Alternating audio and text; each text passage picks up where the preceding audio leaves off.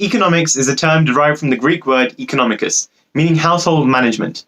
The eighth way to think like a 21st century economist lies in the very etymology of the term economics, dating back centuries.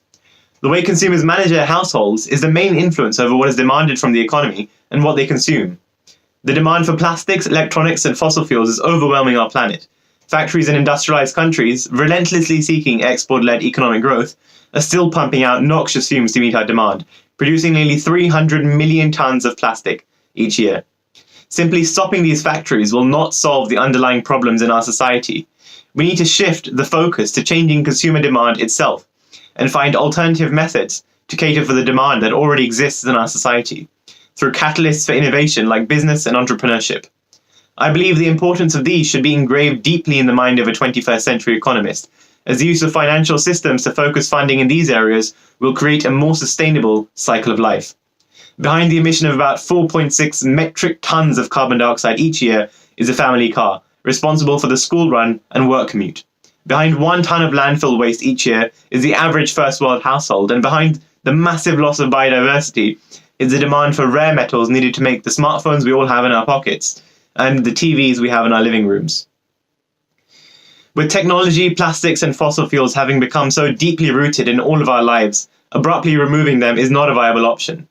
21st century economists need to value sustainable alternatives more than the practices we currently use, and which are harming our failing balance with our planet. Seeking to change the way society values alternatives will increase their demand and will change supply incentives. That solves half the problem. The rest of the solution is to seriously start looking for one. We need to foster innovation and inspire the future generation of creators so that we develop alternatives for every single good with negative externalities. In the fundamental work of 21st century economists, I believe the very fact that a good is sustainable should give it value, not just where the price falls with supply and demand. Traditionally, it's argued that change demands and supply will follow. I believe both aspects need to change in tandem to achieve any equilibrium goal. I believe that in the 21st century, we should finally recenter economics around the household, and not just by analyzing consumer habits, but by aiming to change the deep underlying human needs behind those habits to more sustainable ones. If behavioral economics tells us anything, the first step to change behavior is to make things easy. Innovating to make sustainable living easy is the best use of resources, and economists should value this over raw costs of production and other supply factors.